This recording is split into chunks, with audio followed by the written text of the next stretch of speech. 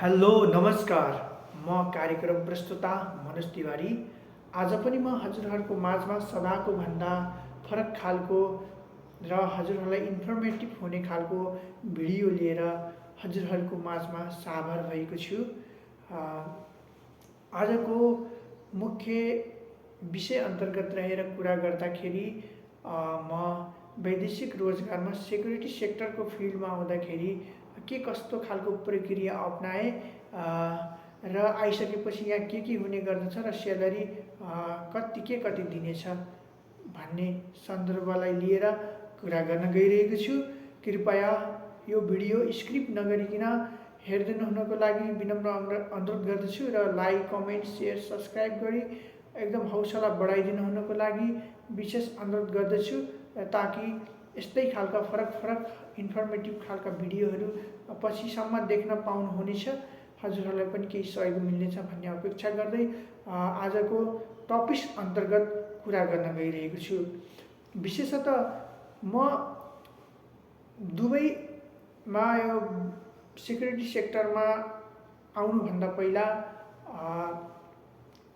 अपनाएका प्रक्रियाहरू सर्वप्रथम त मैले मेन पावरको थ्रोबाट मैले इन्टरभ्यू दिएँ। इन्टरभ्यू दिँदा म इन्टरभ्यूमा पास भएँ। इन्टरभ्यूमा पास भइसके पश्चात लिखित भयो, लिखितमा पनि पास भएँ र त्यसको 1 महिनामा भिजा आयो र भिजा आइसकेपछि म दुबई आएँ है। अब दुबई आएर मैले फेरि यहाँ आइसकेपछि के प्रक्रिया हुन्छ भन्ने विषय मेन टपिक यो है। विशेष गरी मेन पावर एजेन्सीले हजुरहरूलाई भन्ने गर्दछ सिरा इक्जाम हुन्छ, त्यहाँ गएर सिरा इक्जाम हुन्छ र सिरा इक्जाममा पनि नर्मल क्वेसनहरू हुने गर्दछ भन्ने गर्दछन् है। कतिपय व्यक्तिहरूलाई इङ्ग्लिसमा धेरै नै कमजोरी हुने गर्दछन्। धेरै इङ्ग्लिस कमजोर भएको व्यक्तिले सकेसम्म सेक्युरिटी गार्डमा दुबईमा चाहिँ सेक्युरिटी गार्डको सेक्टरमा नआउनु हुनको लागि विनम्र अनुरोध गर्छु, किनभने धेरै दुःख भोग्नु पर्दछ र मैसँग आएका कतिपय साथीहरू पनि यो सिरा कार्ड निकाल्न नसकेर फर्किनु भएको छ र आइसकेपछि हामीले के कुरा अपनाउनु पर्छ भन्दाखेरि 5-6 दिनको सिरा क्लास हुने गर्दछ।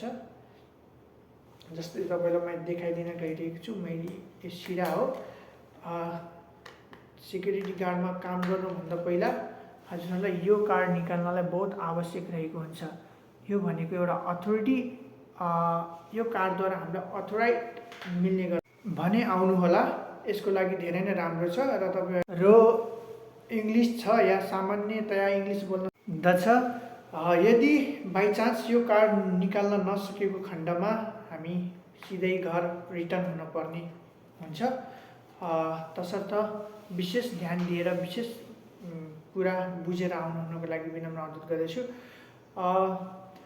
अब मै आइसकेपछि मैले चाहिँ 5 दिनको सिरा क्लास जोइन गरेँ। सिरा क्लास जोइन गर्दा 5 दिन सिरा क्लास जोइन गर्दाखेरि मैले सिरा इक्जाम पास गरेँ। त्यसपछि म फिजिकलमा गएँ।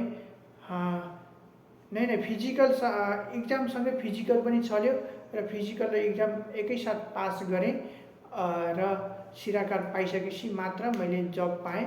सिरा कार्ड पाउनुभन्दा पहिला मैले जब पाएको थिइनँ। म 3-4 महिना रुममा त्यसै बस्नु परेको थियो बेरोजगारी भएर, किनकि यो कार्ड निकाल्नको लागि थोरै समय लागेको थियो। त्यस कारणले गर्दाखेरि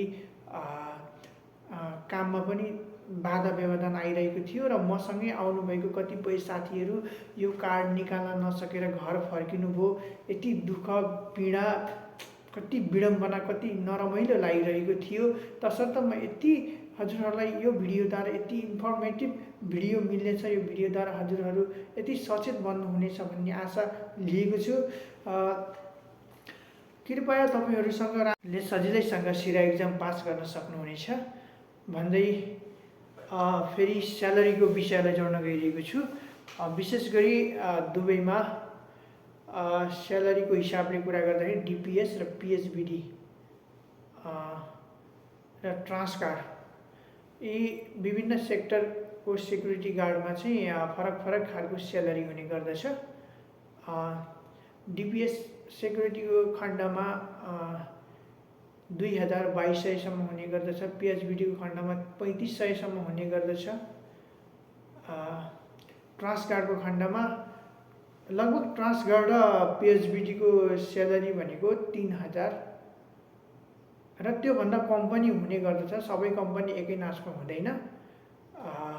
त्यस कारणले गर्दा अब सामान्यतया 2500 देखि 3000 सम्म चाहिँ हुने गर्दछ। यति नै आजको भिडियो कस्तो लाग्यो? पक्कै पनि यो भिडियो हेरेर हजुरहरूले धेरै कुरा जान्नुभयो र धेरै कुराहरूमा सचेत हुनुभयो र पक्कै पनि हजुरहरूको लागि यो भिडियो इन्फर्मेटिभ भएको छ भन्ने आशा गर्दै आजको भिडियोबाट म मनोज तिवारी ओझेल पढ्न चाहन्छु। हवस् त, नमस्कार।